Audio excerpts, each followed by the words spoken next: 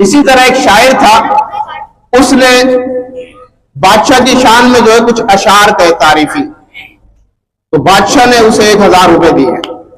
और वहां पर जो बादशाह का खादिम था, वजीर था, उसे भी हसद हुआ। उसने कहा कि यार बादशाह सलामत, इतने अरसे से हम आपकी खिदमत कर रहे हैं, हमें तो पूरे दिन में भी 1000 रुपए नहीं मिलते और इसने चंद तारीफी कलिमात के आपने 1000 रुपए दे दिए।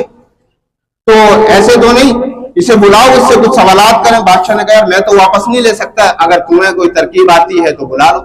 इसने कहा कि भाई बादशाह ने आपको ऐसे ही 1000 रुपए नहीं दिए, कुछ सवालों के जवाब देने पड़ेंगे। उसने कहा ठीक है दे देते हैं।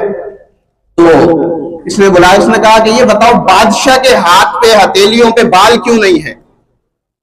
ये शायर बड़ा होशियार था। शायर ने कहा कि बादशाह सलामत, सुन रहा था बादशाह भी, बादशाह सलामत के हथेलियों पे बाल इसलिए नहीं है कि बादशाह सलामत की सखावत के दरिया ठाटे मारते हैं और ये इतना देते हैं, इतना अता करते हैं कि इनके बाल झड़ गए हैं। उसने बादशाह बड़ा खुश हुआ, 1000 रुपए और दे दिए। अब फिर हसद हुआ। इसने कहा अच्छा ये बताओ कि तुम्हारे हथेलियों पे बाल क्यों नहीं है। इसने कहा कि भाई बात ये है, बादशाह सलामत देते देते जो उनके बाल झड़ गए हैं, हमारे लेते लेते झड़ गए। तो अब एक और मौका लगा इसके हाथ, तो इसने कहा कि अच्छा ये बताओ मेरे हाथ हथेलियों पे बाल क्यों नहीं है। उसने कहा कि बात ये है कि बादशाह के देते देते बाल झड़ गए, मेरे लेते लेते झड़ गए और आपके तफे अफसोस मलते मलते।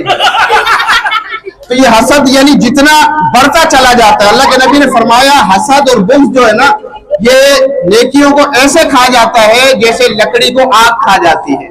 जितना कोई हसद करेगा उसकी नेकियां जाया होती रहेंगी।